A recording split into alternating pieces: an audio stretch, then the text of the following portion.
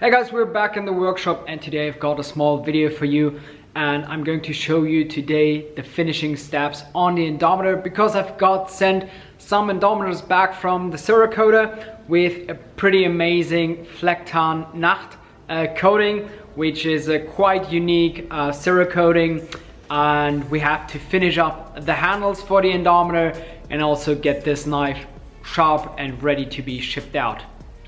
So here you can see the awesome Flecktarn Nacht Cerakote.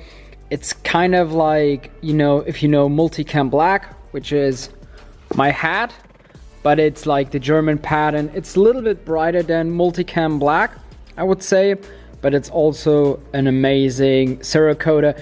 Cerakote, and the Cerakote is also amazing, and it's really unique because I haven't seen a lot of knives in this coating, so it's quite unique because not a lot of guys are doing that Flecktarn Nacht in Cerakote. Also for the handles, I've got the Indomitor in smooth handles right here, and we've got also the diamond pattern handle scales. These scales are getting milled by Kydex Holster and L for me. He's also doing the sheaths for the Indomitor as well.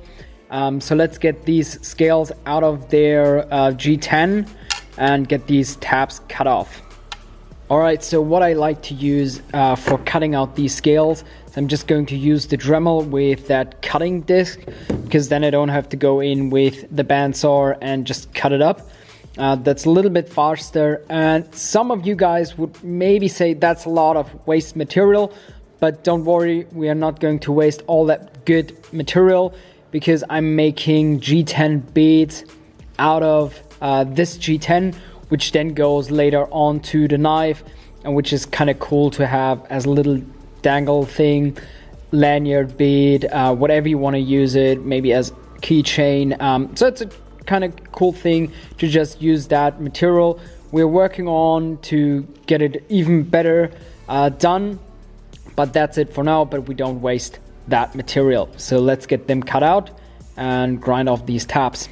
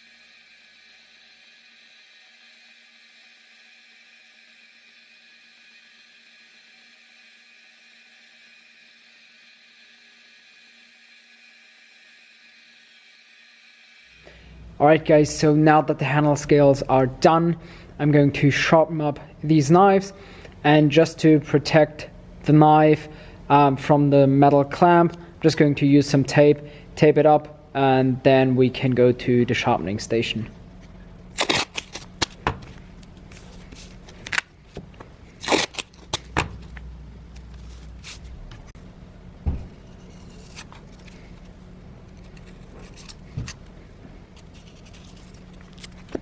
Alright guys, so now we are at my sharpening station, and as you can see I have a lot of Tormeks right here. I've got actually 4 T4s and I'm getting a cramp in my foot and I'm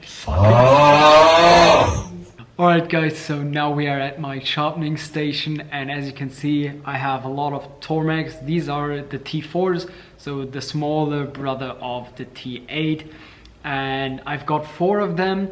One is 160 grit, then 400 grit, 1000 grit, and a leather stropping wheel, which has the same diameter as these wheels, which is really nice because I am working off of a jig right here, and that also comes with that holding piece. You always have the same angle that you want, so you don't have to freehand anything, which is really nice.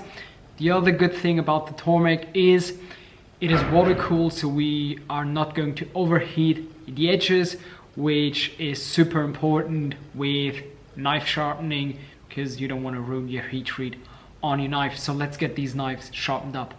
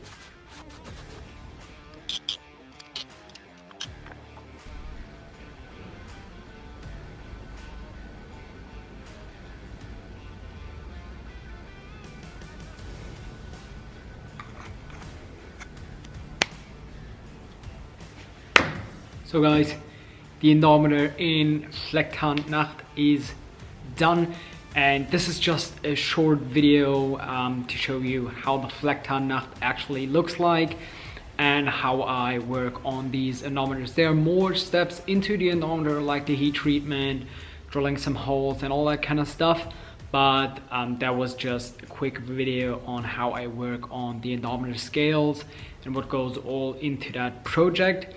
So I hope you enjoyed that video, and if you have any questions, suggestions, just drop them down below. If you want to see more videos like that, just hit the subscribe button, and until then, we'll see us in the next video.